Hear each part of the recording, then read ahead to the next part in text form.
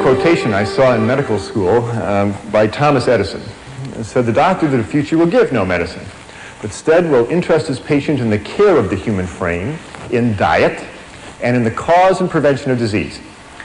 And one of Thomas's brighter ideas. And when I saw this quote in medical school, I just passed it right on by. I went to the University of Illinois College of Medicine in Chicago, and I was so into becoming a real doctor, and real doctors do real doctor things. They deliver babies, they fix broken arms, they sew up lacerations. That's what real doctors do. And diet was boring stuff. Nutrition, yeah.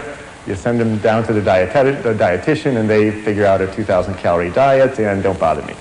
And that's how I practiced medicine for the first 8 or 10 years of my career. Well, I have soon, or late, come to realize how important what we eat really is in the creation and prevention of so many of the diseases that we see today. And I'll tell you how I came to those realizations. Now, the North American diet has changed. This is not going to be a technical lecture, but I did want to show you this one graph because there's some very significant lines here. The two top lines, the lavender line and the yellow line, are the amount of plant-based foods that are consumed in the United States and in Canada as well. And this is back in 1909. You can see we were eating a lot of grain products. We were eating almost 300 pounds of wheat and barley and other grain products, and almost 200 pounds of potatoes a year. Look what happened in the intervening 85 years. Our consumption of wheat and grain products have fallen to half of their 1909 level, and our potato consumption has fallen to half of their 1909 level. Look what happened to the amount of flesh foods that we are eating. The amount of milk we consume has more than doubled. Our beef consumption's gone up by 50%, and our chicken consumption's gone up by 280%. We are eating a tremendous amount of animal flesh, and we have essentially exchanged a plant-based diet for a meat-based diet. And the results have been just disastrous for both our health and the environment. Consider how much animal flesh most North Americans eat. In their lifetime, the average meat-eating American is going to eat 15 cows. Going to eat 24 hogs, eat 12 sheep. She will eat 900 chickens and 1,000 pounds of assorted animals that either swam in the water or flew in the air. That is a tremendous amount of animal flesh to be pouring through the human bloodstream year after year. No wonder we wind up with clogged arteries and high blood pressure and cancers and a lot of other diseases, and I'll show you how those two are related. Let's talk about the health effects of an animal-based diet. Here it is, the great American dietary catastrophe in all its glory. I grew up thinking this was good food. What's for lunch, Mom? Oh, I got something good for you, son, she'd say. And she would give me some food like this. And my mother didn't know, and your mother didn't know. They didn't know that the sausages and the eggs and the ham were just loaded with fat and cholesterol. And this is a coronary artery thrombosis waiting for some place to happen. Now, what is the effect on your body when you eat food like this? Well, the effect was brought out very dramatically to me about 10 years ago. I was on the cardiovascular anesthesia service. That's the service that deals with people's hearts and blood vessels. And like all good anesthesia residents, I was making my rounds one evening to see my patients for next morning's surgery. And the last patient I was seeing, I pulled back the curtain, and there was Mr. Phillips. Nice fella, but he was just huge. He weighed 290 pounds. And he was booked for a 4-vessel coronary artery bypass procedure. He weighed 290 pounds. 290 was also his systolic blood pressure. It was also his cholesterol level. It was also his blood sugar level.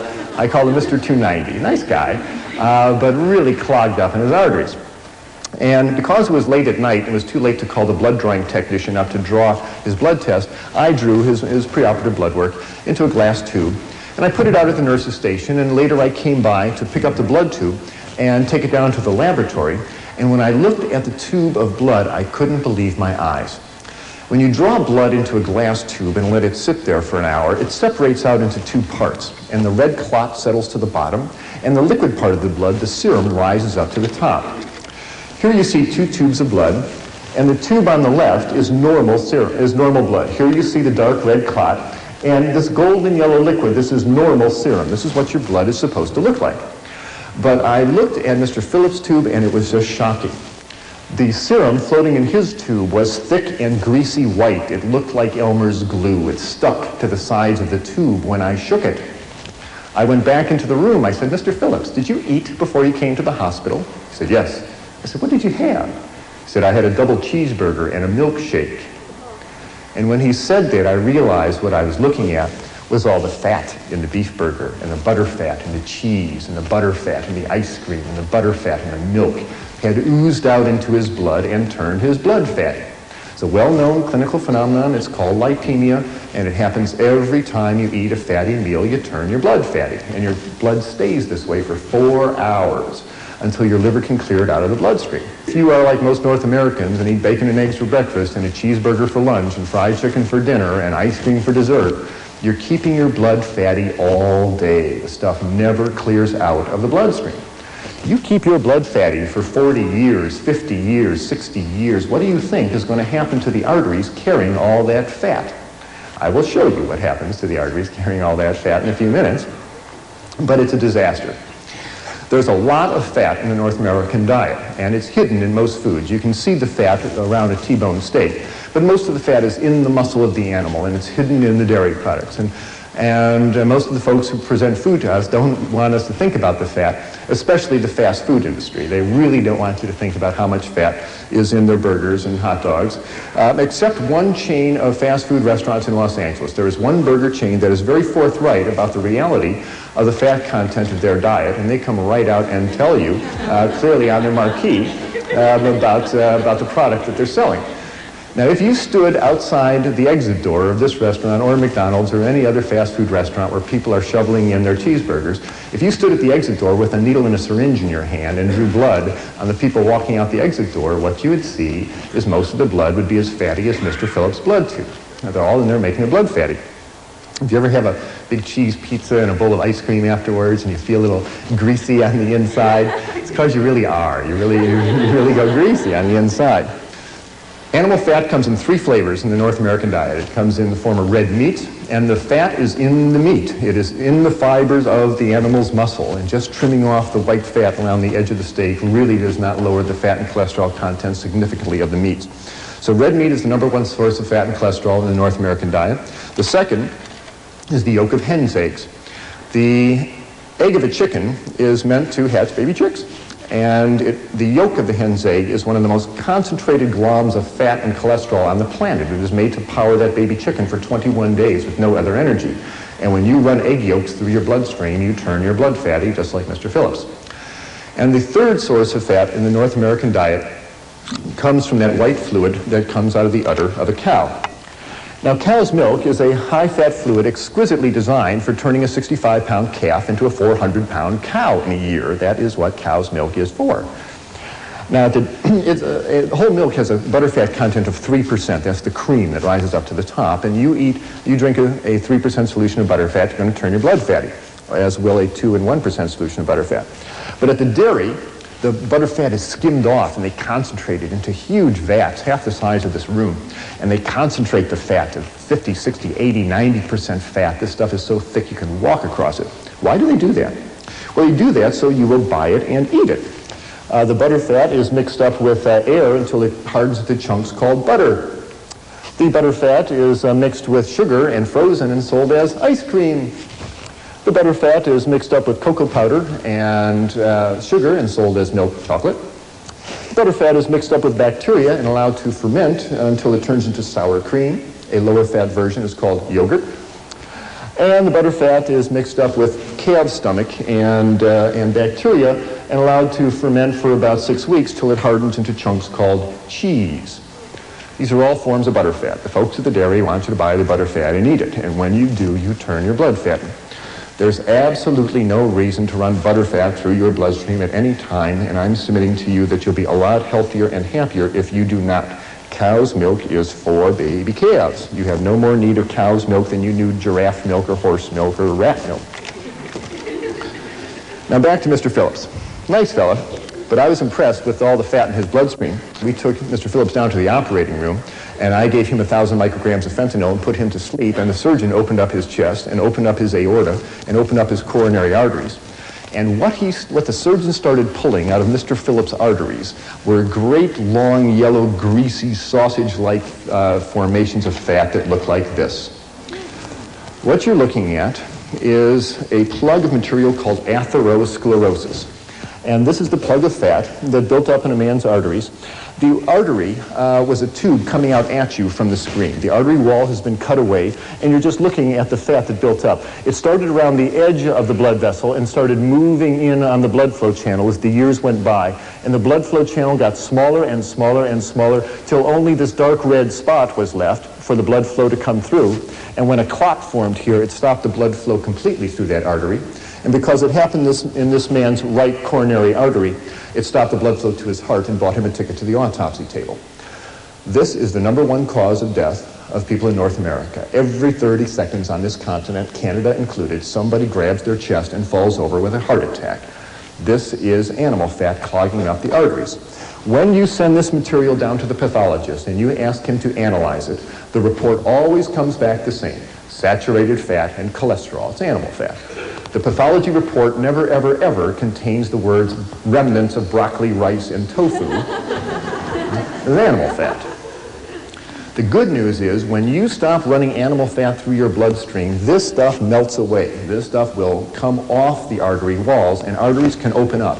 And Dr. Dean Ornish in California and Dr. John McDougall and a number of other physicians are now routinely reversing atherosclerosis, having people cancel their coronary artery bypass surgery because they changed their diet and their arteries have opened up. That's the good news. Here is the process happening. Here are 6 arteries coming out at you from the screen. The dark red circle is the artery wall. The pink material is the atherosclerotic material clogging the artery. The white spot is the blood flow channel, which is getting smaller and smaller and smaller. Any organ dependent upon this blood vessel for its blood flow is in trouble. Fortunately, it's a reversible disease. This atherosclerotic material clogs arteries all over the body. It's just a matter of which artery to which organ clogs up first that gives you the symptoms. If the yellow atherosclerotic fat builds up in an artery going up to the brain, you will suffer a stroke. If it clogs an artery going to your kidney, you'll suffer kidney failure or high blood pressure. If the atherosclerotic material accumulates on the walls of large blood vessels like the aorta that takes blood from the heart down to the abdomen and legs, the artery walls become damaged and weaken. They lose their strength. And the high pressure in the blood vessel causes the artery to balloon out, forming an aneurysm, which can then rupture, leading to emergency surgery or death. If the yellow atherosclerotic material clogs up an artery going to a loop of intestine, the general surgeon will open your abdomen and remove that loop of bowel. If the atherosclerotic material clogs up an artery going to a toe or foot, you will watch that toe or foot turn dark and gangrenous, and you'll sign permission forms for amputation. And if the atherosclerotic material clogs an artery going to the heart, you will suffer crushing chest pain when you walk, called angina pectoris. Or if it clogs the blood flow completely and damages the heart muscle, that is a heart attack. People, this is all the same disease. We are talking about animal fat essentially clogging up the arteries throughout the body, and it's the #1 cause of death and disability in North America. And this is essentially a disease of people who eat animals and the products made from animals. You almost never see these diseases in pure vegetarians. And William Castelli, the doctor who runs the Framingham Heart Study, says he has never seen a heart attack in anybody with a cholesterol below 150, and there's good reason for that. Why does this happen? Because all fats are not created equal. There's a fundamental difference between animal fats and plant oils. Animal fats contain cholesterol. No plant food contains cholesterol in any significant amount. It is an animal product. And very importantly, animal fats are highly saturated. They've got lots of hydrogen atoms hanging on them, and that makes animal fats very stiff. In fact, animal fats are solid at body temperature. If you're in a kitchen on a summer day and you've got a piece of T-bone steak on the counter and it's 98.6 degrees out, the same as your body temperature, the fat on that beefsteak is solid. It's a nice white chunk sitting there. If you have a bottle of olive oil on the same table at that same temperature, it's liquid at that same body temperature. I don't know about you, but I don't want to eat any fat that is solid at my body temperature because it's going to start clogging up my arteries. And that's the beauty of plant oils. They're liquid at your body temperature. They really don't cling to your arteries. Animal fats contain a substance called arachidonic acid. And arachidonic acid stimulates the creation in the body of a substance called prostaglandin 2. And prostaglandin sets off lots of inflammatory reactions in the body that can irritate the blood vessels, perhaps contributing to atherosclerosis. It may well cause a lot of inflammatory reactions in the joints, the skin, the bronchial membranes, and other places. Plant oils have a substance called linoleic acid, and that gives rise to substances called prostaglandin 1 and 3, and these are natural anti-inflammatories. They soothe inflammation in the body. So people who are on more vegetarian diets have much less problem with inflammatory diseases. Fundamental difference. You have no need to take animal fats into your bodies at all, and I really suggest you meet all your fat needs, and we need about 50 grams of fat a day. Get it from plant oils. You find it in grains have oils, legumes have oils, nuts, seeds. There's lots of oils available in the plant kingdom. That's where you should meet your oil needs, not from the fat of animals.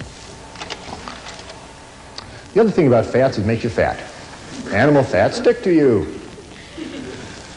When you eat fats of animals, those fats wash through your bloodstream, and as they cross as they flow through your fat stores under your skin, they stick there. You've got fat cells looking for pre-made fats, and you eat the fat of animals, they stick there.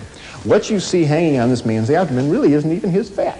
That is the fat of all the cows and pigs and chickens and ducks and turkeys and other slow animals that were walking past his table when he had a fork in his hand. Not his fat.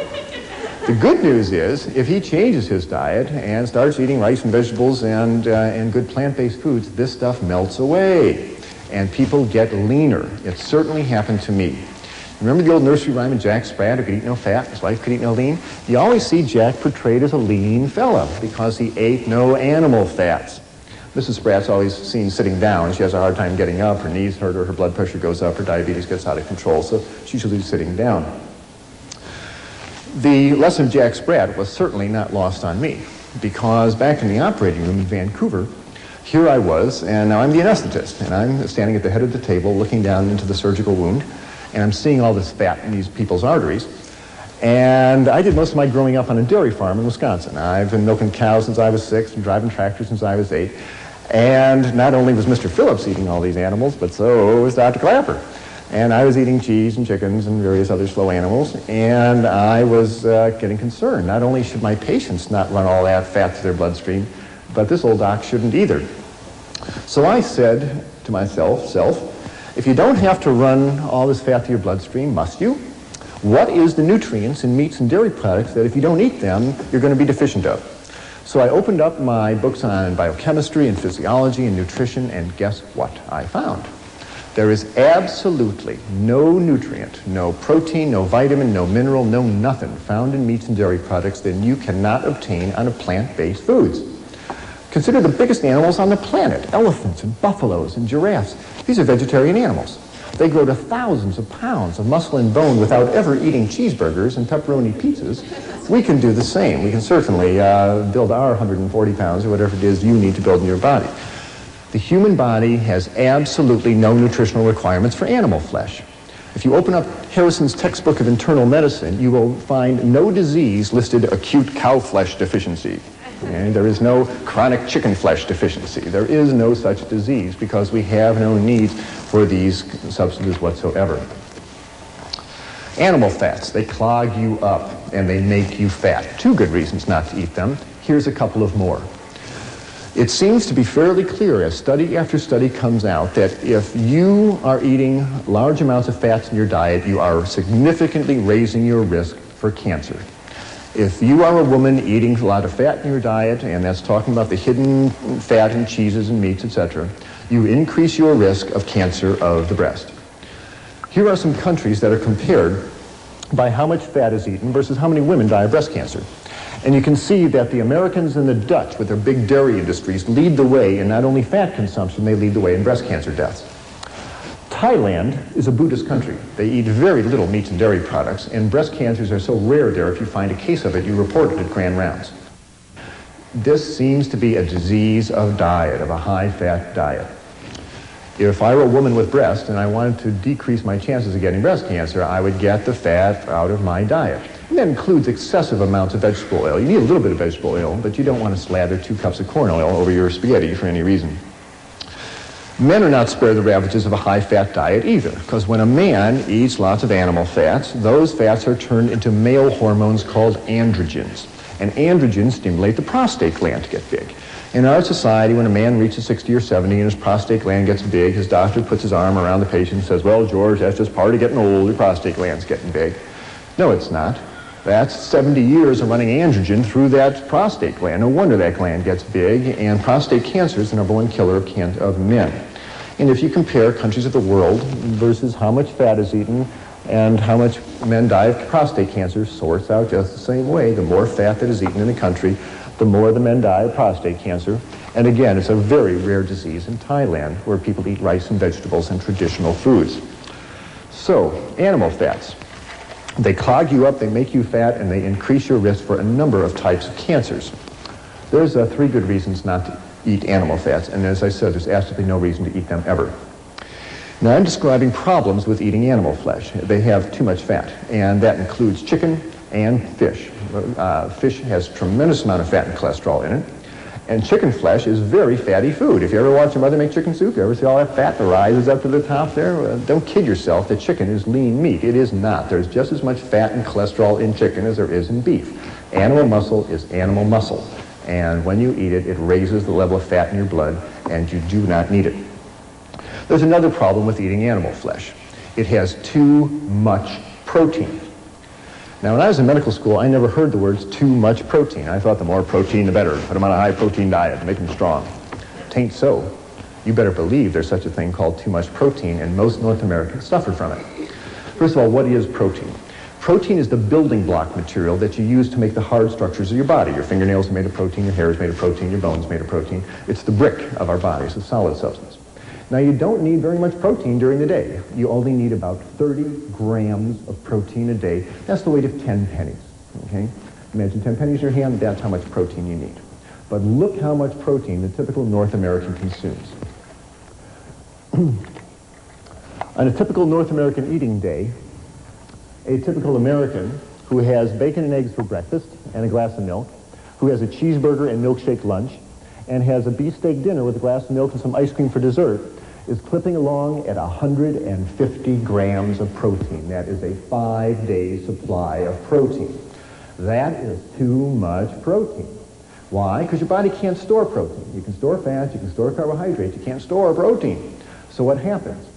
Well, your liver starts breaking down that protein, and as it metabolizes it, it releases all sorts of toxic nitrogen-containing waste like urea and ammonia and amino acid fragments.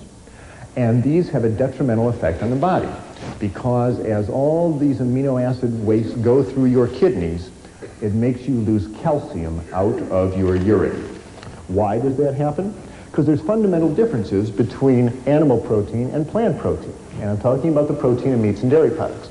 Animal proteins contains amino acids that have sulfur, and sulfur makes extra acid in the body. And as acids wash through the bone, they dissolve calcium out of the bones. Plants have much less acid. Animal protein is very concentrated. The muscle of an animal is the most concentrated protein on the planet, and so there's a big bolt of protein that goes into your bloodstream as soon as you eat it. Plant protein is mixed up with fiber. When you eat whole grain rice or whole grain barley, it takes hours for that to be absorbed into your bloodstream. The absorption time is much, much slower. So the less acid nature of plant protein and its slower absorption rate means it's much gentler in the body, and it doesn't pull calcium out of your body. That's a very significant phenomenon. The phenomenon of protein pulling calcium out of your body is appropriately called protein-induced hypercalciuria, too much calcium going out in the urine. What I'm saying is, and it's well documented, when you eat a big bolt of animal protein, whether it be red meat or chicken or fish or even milk, the acid nature of the protein washes through the bones, dissolves the calcium, which then goes out in the urine. And what I'm telling you is that every time you eat a piece of chicken, and every time you eat a piece of fish, ladies, for the next 3 or 4 hours, you urinate calcium out of your body down the toilet. And the investigators who've documented this many times clearly say that high-protein diets cause a negative calcium balance, even in the presence of more than adequate dietary calcium. Even if you are taking calcium tablets and drinking milk, protein is such a potent yanker-outer of calcium out of your body that you will not be able to keep up with the calcium loss. Does that ring a bell with anybody? It did with the investigators. They said that osteoporosis, thin, crumbly bones that fracture easily, would seem to be an inevitable outcome of continued consumption of a high-protein diet. In our society, we are told that the cause of osteoporosis is not chewing up enough calcium tablets or not drinking enough cow's milk. And you're really told to believe this. There's a lot of medical evidence that says this just is not so. And this was clearly shown, I feel, in a study that was released by Cornell University recently, done by Dr. Colin Campbell, where they investigated thousands of people in the Republic of China. And they found that in this country, essentially osteoporosis is unheard of. They don't get osteoporosis. And women make it into their 80s, having nursed 5 children, and they have nice, strong bones.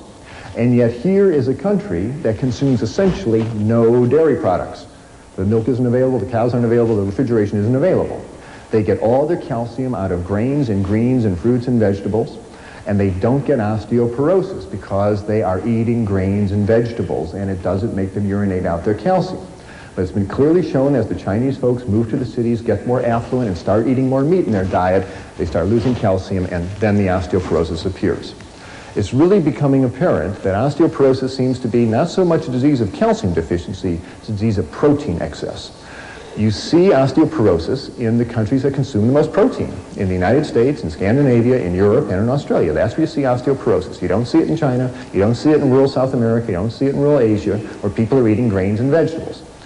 And I'll tell you, dairy products are no protection against osteoporosis because the Americans and the Canadians and the Scandinavians are the people who drink more milk and eat more cheese than anybody else on planet Earth, and they have the worst osteoporosis on the planet.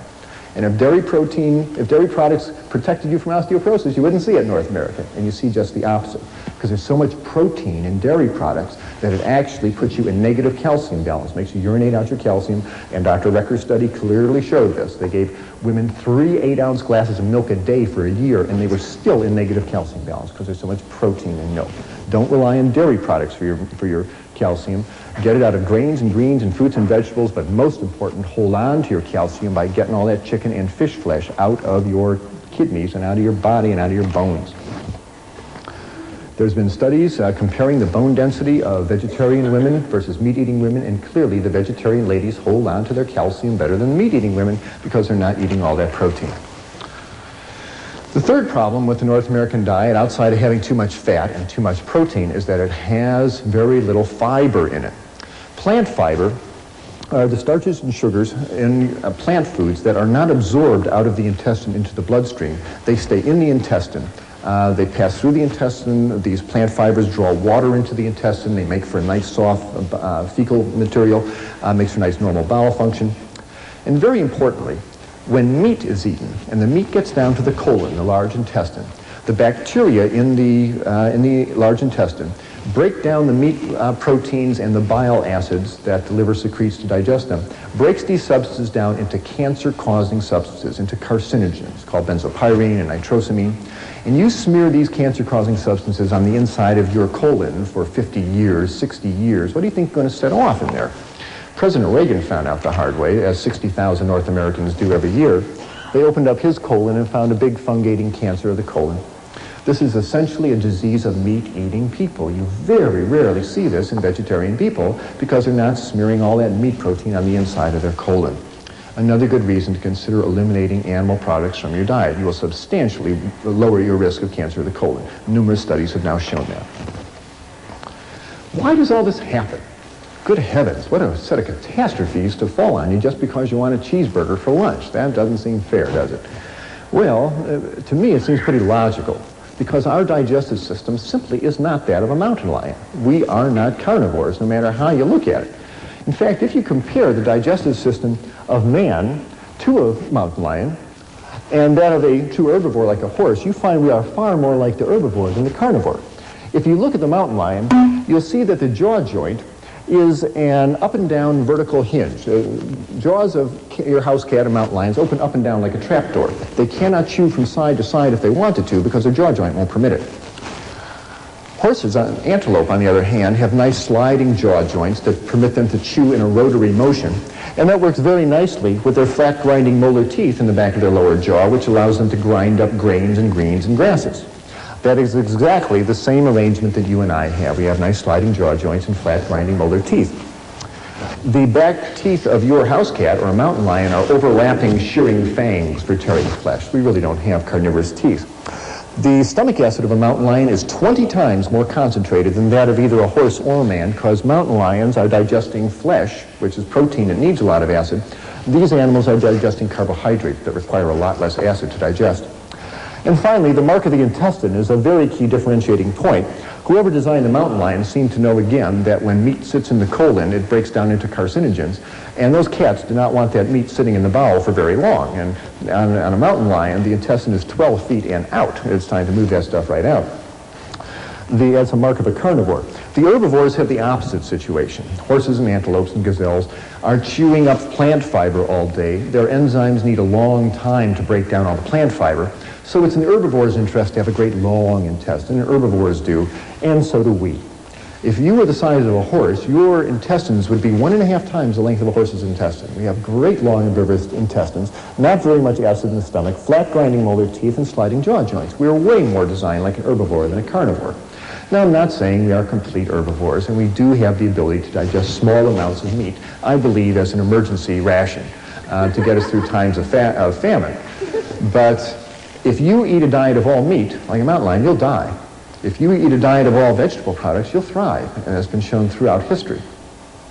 Now, when I make these comparisons, inevitably somebody points to their canine teeth in their upper jaw and they say, aha, what about these? Why were we given sharp teeth like this if we weren't supposed to be eating meat? To that, I can only reply that these canine teeth in our upper jaw work very well for biting into apples and bananas and potatoes, but they really aren't carnivorous teeth. If you want to see what a set of real carnivorous teeth look like, here they are. Now, if your teeth look like this, you can walk into McDonald's, order 3 Big Macs, say, don't bother to cook them, I'll take them just like they are. But seriously, if you look at the canine teeth on this big cat compared to the central incisors, you'll see the canines are much longer than the central incisors. If you look in the mirror at your own teeth, you'll find that your canines are shorter than your central incisors. They just don't work well for biting through flesh. And if you think they do, run this little thought experiment. Imagine running out to the nearest cow you see, jump on its back, open your mouth, and take a big bite out of its backside. Now what are you going to find? You're going to find that your mouth is very small, and that your teeth are very short, and that you can't bite through that animal's hide, let alone its muscle, and you're going to get bounced off that cow and walk away very hungry. So the effects of an animal-based diet on the human digestive system and the human body has just been disastrous. It has led to an epidemic of clogged arteries, of obesity, of cancer of the colon and the breast and the prostate gland, drains calcium out of our bone and gives us high blood pressure. And fats on the body soak up insulin, and insulin is what you need to burn up your blood sugar. And people who are obese frequently have adult onset diabetes, and they can't handle their blood sugar. As people get leaner, their fat stores go down, that frees up their insulin, and many patients in my practice have had their diabetes go away because they get nice and lean and they've got plenty of insulin that works. And this has been my experience in my medical practice. When I saw Mr. Phillips and all that fat in his blood, and I decided to change my diet, wonderful things happened. I learned how to make a couple of good breakfasts and lunches and dinners, and I took a walk every day, and something remarkable happened in my body. First of all, and most clearly, a 20-pound spare tire of fat around my waist, which I couldn't shake, even though I was running 5 miles a day. That spare tire in 6 weeks just melted right away, and I started waking up in a nice lean, light body, and it felt great. My cholesterol level dropped down from 220 down to 140.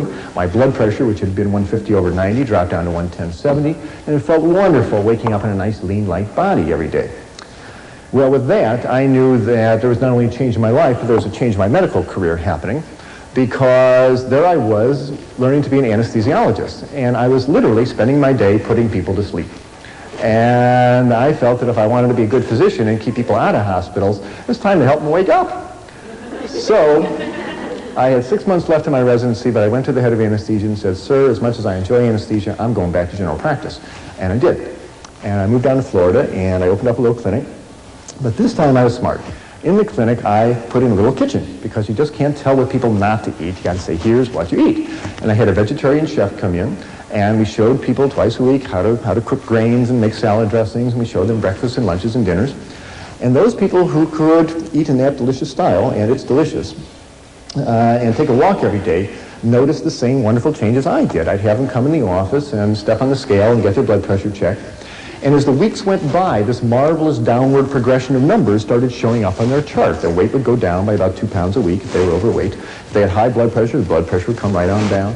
If they had high cholesterol, the cholesterol level would come right on down. If they were diabetic, their blood sugars would come right on down to normal.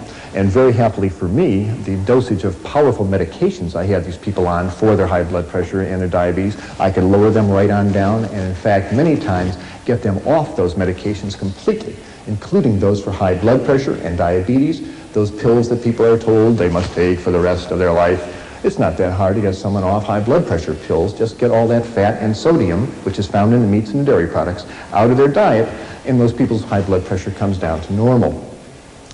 But the best part is they'd be walking out of the office and they say, you know, doctor, it's nice, my blood pressure's down, it's nice, my cholesterol. You know, the best part, I haven't felt this good in years. I feel light and clean, I got energy, I sleep better, my breath is cleaner, I feel good. And that just warmed this old doctor's heart no end. Medical school never really prepared me for people getting healthy. And yet, there they were, getting healthier right in front of my eyes. It was really exciting to see. Now, the problems that I mentioned with meat, too much fat, too much protein, and no fiber, are common to all meats, whether it be red meat or poultry or fish. Have no illusions. Animal muscle is animal muscle, and they all have too much fat, too much protein, and no fiber. But nowadays, animals are not raised in old McDonald's barnyard out in the sunshine, so there's a whole new set of problems because the animals are raised on factory farms in conditions of tremendous overcrowding. These animals are fed grains that are sprayed with herbicides and pesticides. These are fat-soluble substances that concentrate in the flesh and the eggs and the milk of the animals. And the largest amount of pesticides and hydrocarbons coming into your diet are not those sprayed on fruits and vegetables. They comes in meats and dairy products. And if you want to decrease the amount of pesticides you eat, consider cutting down the amount of animal products you eat. The animals in factory farm systems are fed tremendous amounts of antibiotics. When you feed antibiotics to animals, they grow bigger and they are less prone to infection. And half the antibiotics made in the United States, 30 million pounds of them a year, are fed to animals in their feed. Well, what happens when you feed a potent animal, when you feed an animal a potent antibiotic like lincomycin, tetracycline, sulfonamids, ampicillin? What happens? Well, what you do is you kill off the antibiotic, you kill off the bacteria in that animal's intestines that are susceptible to the antibiotic. What do you leave behind? The roughest, toughest antibiotic-resistant bacteria going, and they have names like Salmonella, Shigella, Clostridia. You eat an underdone piece of chicken or burger with Salmonella bacteria on it, you're going to be very sorry. It rips up the lining of your intestine, gives you a bloody diarrhea. If you're an adult, it'll put you in the hospital with an intravenous going, and if you're a child, it'll dehydrate you and kill you. On this continent, over 4 million people every year get sick with salmonella food poisoning, largely from eating poultry and meat. The chicken carcasses are brought into the kitchen and slopped around all over the cutting board, and it contaminates the utensils in the kitchen. And it's becoming a worrisome problem of major, major proportions. Antibiotics can lead to tainted meat. You bet they can, and more people are getting concerned about it. You don't have to give antibiotics to broccoli. You're going to see more and more headlines like this. Here's hundreds of people sick in Illinois from salmonella poisoning in milk. Here are underdone burgers causing salmonella food poisoning. Here's a dreadful one. 400,000 hens and 1 million eggs poisoned with polychlorinated biphenyls. This is an industrial chemical in electrical transformers that, when it's discarded from industry, winds up in the rivers and into the oceans and into the fish and accumulates in the fish flesh. Do you know that half the Canadian fish flesh is not eaten by people? It's ground up and either made into fertilizer or added to animal feed. And here was a tremendous amount of PCB-contaminated fish flesh that was added to chicken feed, and the chickens ate the PCBs, and it wound up in the meat and in the eggs. People are getting concerned. They say, don't let unsafe food put our lives at risk for good reason. And these are episodes of contamination by animal-based foods. And so many of your friends who during the year get the flu, it isn't the flu, it's salmonella poisoning. The media has been fairly responsible in trying to educate us about the realities of the dangers of our high-fat diet. I'm very appreciative. It brings you to the same position that was reached by Gregorio Natividad, who is a meat inspector in Los Angeles, who worked there for 23 years. And he said, based on my experience in Los Angeles, my advice to the public is not to eat meat. This is a meat inspector watching it for 23 years. Maybe he knows something we should pay attention to.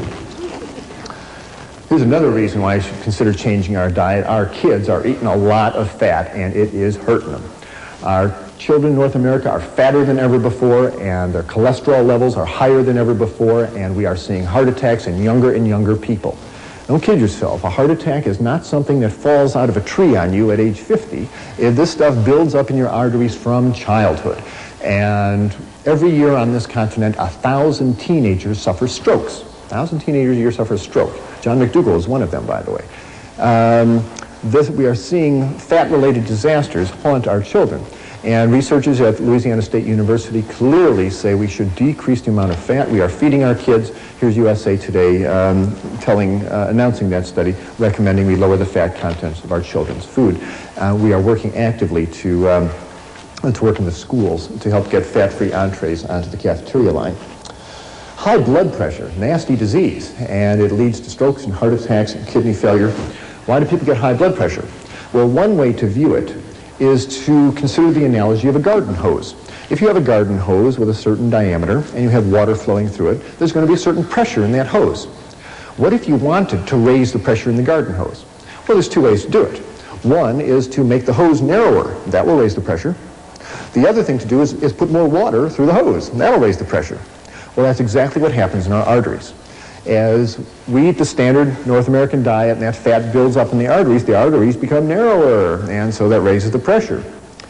And when you eat sodium, as in table salt, sodium makes you retain water in order to dilute it out. And the more sodium you eat, the more water you pump around, and that's going to raise the pressure in your pipes.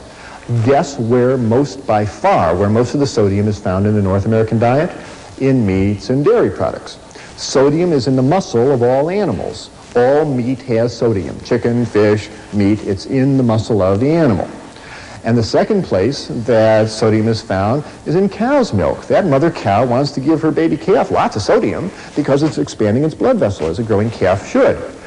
And by far, meats and dairy products have more sodium than any other substance in our diet. And if you really want to decrease your sodium content, decrease the meats and dairy products. And I tell you, people, if you are being treated for high blood pressure and you are still eating cheese and eating chicken, you are kidding yourself. And no wonder the doctor is going to raise your amount of diuretics and Aldomet and all those other medications. If you really want to open up your arteries and decrease your sodium content, stop eating all that cheese and milk and animal products, and you'll find your high blood pressure takes care of itself.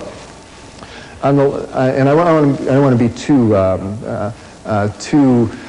simplistic about it. There are other severe causes of high blood pressure. It's a complicated disease. It's not the only cause of it. There are kidney reasons, there are other reasons, and you should work with your physician. Now, tell them you're changing your diet, and you don't stop those medications by yourself. You work with them. But if you stay in communication with a physician, it is possible, changing your diet, to taper down those medications.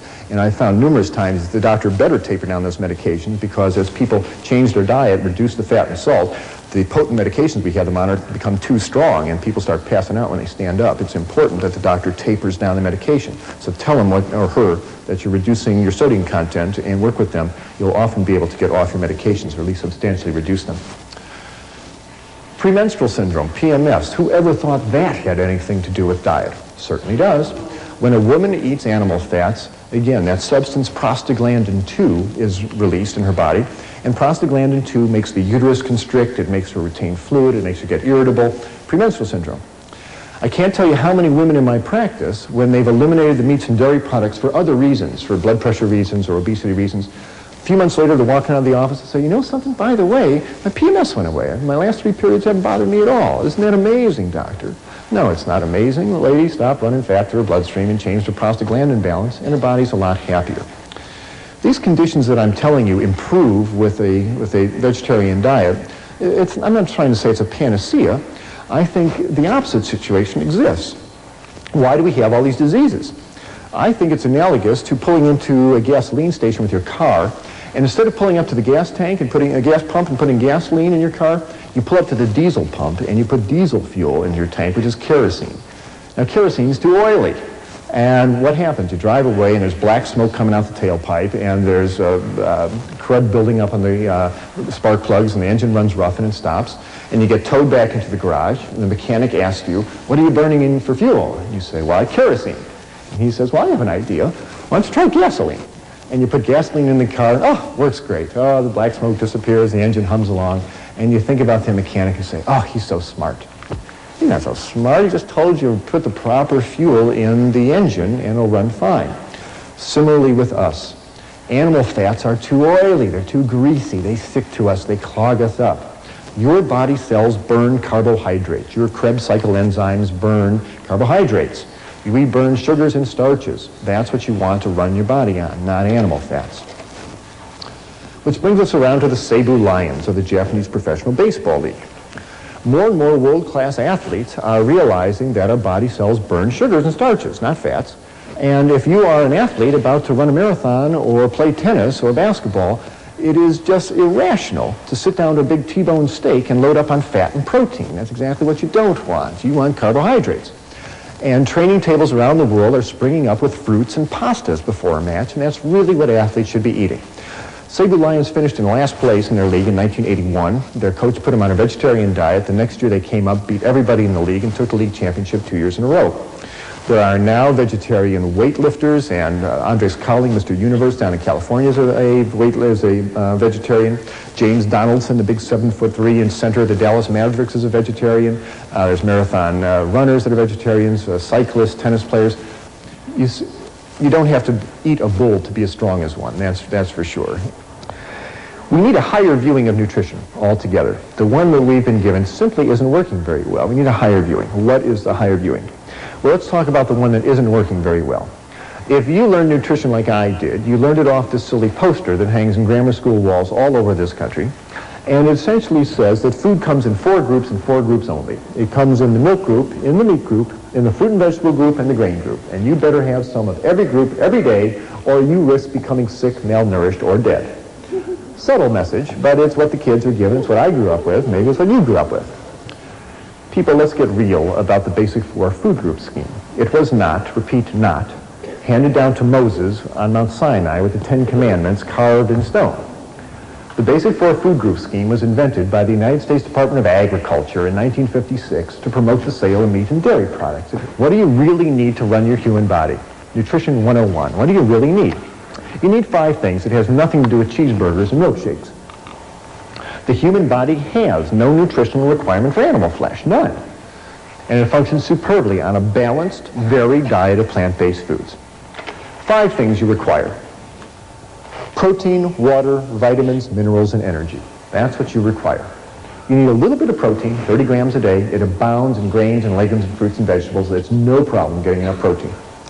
You need 2 quarts of water every day. That's found in the water you drink, the juices you drink, the fruit and vegetables that you eat. That's no problem. You need vitamins and minerals.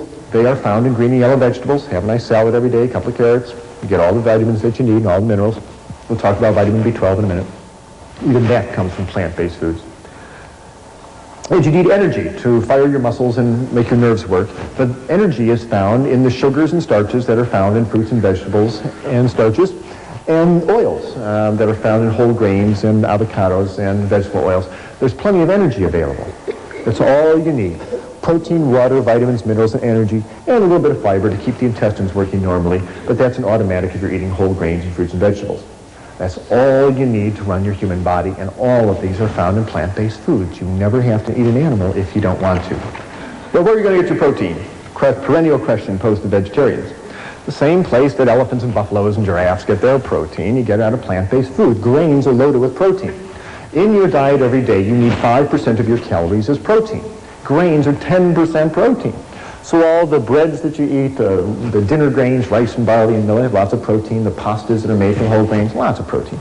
Legumes, anything that grows in a pod is a legume. Beans, peas, chickpeas, lentils, 25% protein, loaded with protein. Green vegetables. No one ever told me broccoli has lots of protein. It sure does. 15% protein in green vegetables. Nuts are a nice source of protein. People say, oh, I don't want to eat nuts. Makes you fat.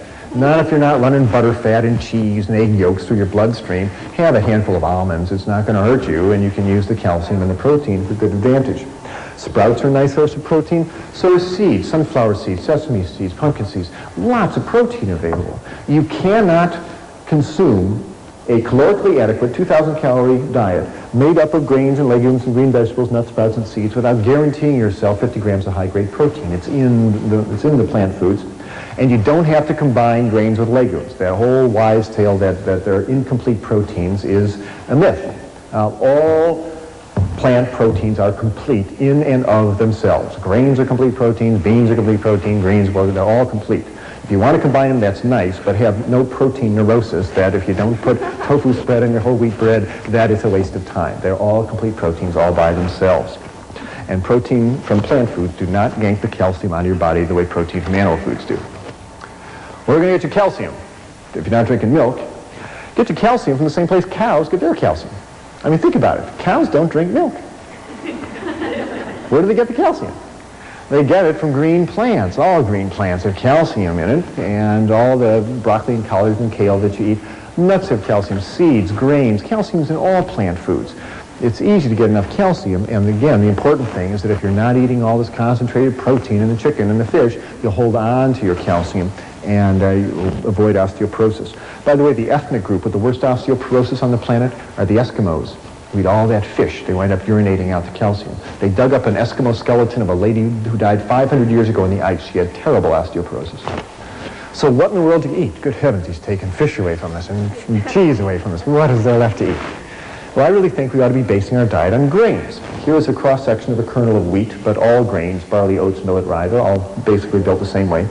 Here is the new young wheat plant, and this is the germ, and it's rich in protein and vitamins and minerals and oils, and it's a great source of protein and minerals for us. Here is the starch, the carbohydrate that fuels the little plant. It fuels us just beautifully as well. And all this is wrapped in a layer of bran, the fiber, and it is an excellent package of nutrition for us. Now, who eats grains, you must say? We're not horses. Who eats grains? Well, we do. All the whole grain bread that you're eating has lots of nice protein and fiber in it. And you can have 4 slices of this a day. You will not get fat. It's just carbohydrates and water and fiber, and you'll either burn it or pass it out. I hope nobody is eating white Kleenex bread anymore. If you're going to be eating whole grain bread, get the benefits of all the bran and the protein and the fiber as well. Cereals, nice source of whole grain goodness, and there's lots of good whole grain cereals available in the supermarket these days. This material is called tofu yogurt. I'll tell you about tofu yogurt in a minute. You can cook grains up and add a nut butter like sesame seed butter and turn it into a nice grain loaf, and it takes the place of meatloaf, and you serve it with gravies and sauces. You can take this same grain mixture and mix it up into burger patties and make grain burgers, and it takes the place of hamburgers, and you serve it on a bun with lettuce and tomatoes and sprouts. One nice thing to do is one morning in your kitchen, make up about 50 of these, wrap them in wax paper, and put them in your freezer. Now you got a whole freezer full of burgers. You come time for lunch, whip out a couple, put them in the toaster oven, heat them up, and you got an instant lunch. You don't have to slave over a vegetarian banquet every time. Use your freezer. These foods last a long time. Pastas are a nice source of grain goodness. There's lots of whole grain pastas, corn pastas, oat pastas available these days. Grains can be added to soups. You have vegetable rice soup, bean and barley soup. Wonderful place to get grain goodness into your diet. And a big bowl of this kind of soup and a hunk of dark bread makes a wonderful, nutritious lunch with no cholesterol. Corn is a nice grain. Enjoy it often. Rice is a nice grain. It fuels half the people on the planet tonight. Legumes, wonderful source of protein. 3 tablespoons of this bean salad will give you as much protein as a chicken dinner, but it won't yank calcium out of your bones the way chicken flesh does. The bean family is huge. Lima beans, zucchini beans, navy beans, great northern beans, lots of beans. People say, well, I want to eat beans because they give me gas. The way around that, by the way, is to realize that most of the gas problem comes from a sugar on the surface of the bean called hemicellulose. And hemicellulose is soluble in water. So if you're going to be making bean soup or bean chili, the night before, take the beans, put them in a pot, cover it with water, and let them soak overnight. The next morning, spill off the soaking water, rinse the beans a couple times, and you'll get rid of most of that hemicellulose and stay a lot more socially acceptable to your friends. Lentils, nice source of protein. Soak them, season them, enjoy them. Probably the legume protein that's consumed most by vegetarians is soy protein in the form of tofu. Tofu is found at all supermarkets these days. You buy it with it's dated like milk, and you buy the tofu with the date furthest in the future, so it's the freshest tofu. Take it home, open the packet, spill off the soaking water, take the block of tofu, put it in a bowl, cover it with water, and you store it in your fridge under water. Every morning just change the tofu water, and it'll keep for a while, but it shouldn't keep that long in your fridge. You ought to use it. Now, some people say, I tried tofu once, yuck, it's bland and yucky, it doesn't taste good. Well, that's because tofu is a raw ingredient. Pastry flour doesn't taste great either until you do something with it. You got to make it into cookies and cakes. Same thing with tofu. What do you do with it? Well, lots of things. It's a great meat substitute. It's a great transition food, even though it's a processed food. You can cube it up and put it in your stir-fried vegetables, and it takes the place of meat. There's no protein here. There's soy protein in the tofu, green vegetable protein in the broccoli, nut protein in the walnuts. There are lots of protein. Serve this over rice and noodles, and you'll get easily the protein that you would out of a meat meal, but without the calcium-losing effect of all that animal protein. Tofu can be cubed up and added to salads. It takes up the place of, it takes up the salad dressing and enhances the flavor of the salad. You can scramble tofu. You can mash it up and add a yellow spice called turmeric and some sesame seed butter, and you put it in your skillet, and it turns into a beautiful scrambled egg substitute that can be served over toast. You can mash up tofu and brown it and turn it into spaghetti and tofu balls. You can make tofu cream pie, tofu cheesecake. This is not a diet of deprivation, let me tell you, by a long shot. This slide is to remind me to tell you that you should not eat all your foods all processed. The more you cook food, the deader it gets. You heat up food and it starts losing vitamin contents, the proteins coagulate, the fats denature. Cooking food devitalizes it. Eat as much of your diet as you can raw and fresh or lightly steamed vegetables. My diet now is about 60-40 raw, 70-30 raw, around there. I can't do a whole raw diet right now, and it's not time for me to do that. When I try to do that, I lose weight and start dreaming about potatoes and spaghetti, and so I go back and eat cooked foods. But when I eat all cooked foods, I'm loggy and heavy, and that doesn't feel good either. So think about moving your diet more towards uncooked foods. Vegetables, again, should be lightly steamed or just a quick stir fry and a walk and out. Don't deep fry anything. Keep that food as fresh and vital as you can. I'm here to help dispel illusions. This is the kind of attitude we can no longer afford. We got to stop kidding ourselves about what we are doing on this planet, because our dietary and lifestyles are ripping this planet up. Victor Hugo said, "No army is as powerful as an idea whose time has come." We've got to start living reverently on this planet. We've got to start being gentle with the life support systems upon which we all depend, including the waters and the rivers and the trees and the animals and the earth itself.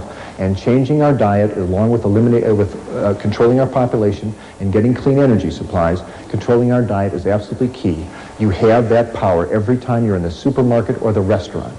People say, think globally, act locally. There's nothing more local than your dinner plate. And you have the power to make yourself healthier and the planet. If I had to summarize this lecture in a single sentence, it's this. The single most effective thing anybody can do in order to make themselves personally healthier and make this ecosystem more stable and life-preserving is to reduce or eliminate the animal flesh in your diet. It is the single most effective thing that you can do. If we will do that, we will not only ensure a better future for us all, but we will redefine the relationship we have with every creature on this planet. If you want to know more about transitioning to a healthier diet, please stay tuned for information on available support materials.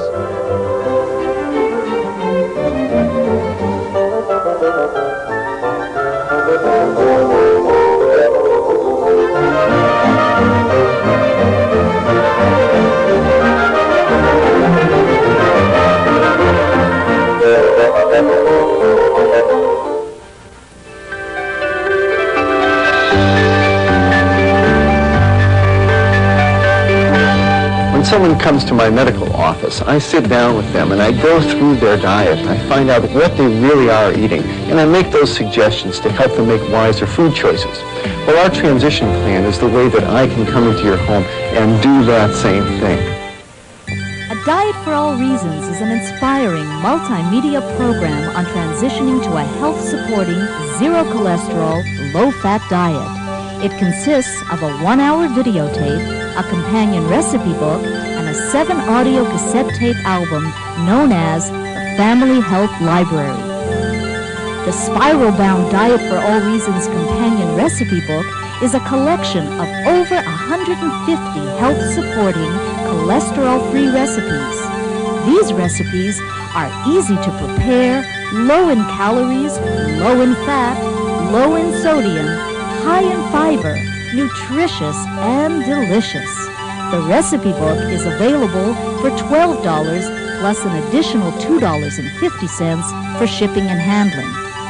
The video and companion recipe book is available as a combined set for $29.95 plus $3 for shipping and handling.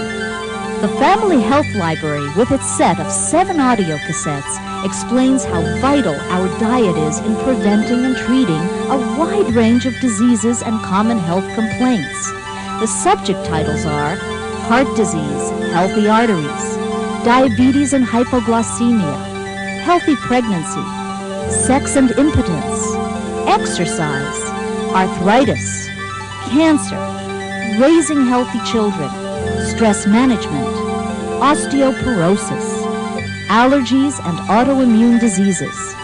Included with each audio tape and the Health Library set is a handy guide for transitioning to a health-supporting diet.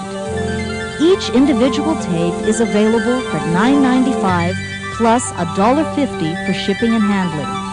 The complete set is available for only $49.95 plus $3 for shipping and handling. This entire series, the video, cookbook, and the Family Health Library is available as a complete set for only $69.95 and $5 for shipping and handling.